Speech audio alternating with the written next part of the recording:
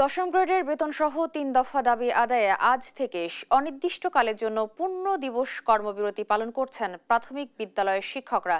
এ নিয়ে আরও জানাতে বরিশাল থেকে সরাসরি যুক্ত হচ্ছেন সহকর্মী শাকিল মাহমুদ। শাকিল, শিক্ষকদের কর্মবিরতি পালন সম্পর্কে কি তথ্য আছে আপনার কাছে, জানাবেন বিস্তারিত।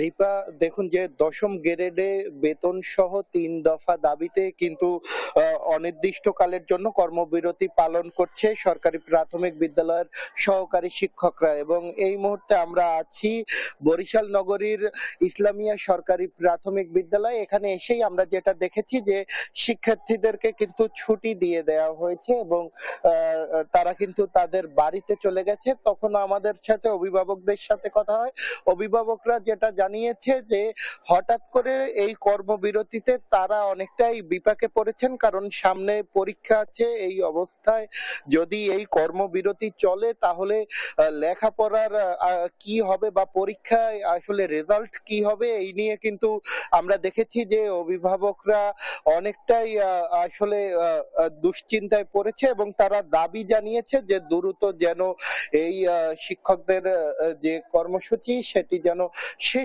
করা হয় বলে কিন্তু তারা দাবি জানিয়েছেন। এবং কর্মবিরতি শেষে দ্রুত যেন তারা শ্রেণীকক্ষে শিক্ষার্থীদের পাঠদান করে, সেই দাবিও কিন্তু তারা জানিয়েছেন। এদিকে আমরা শিক্ষকদের সাথেও কথা বলেছিলাম।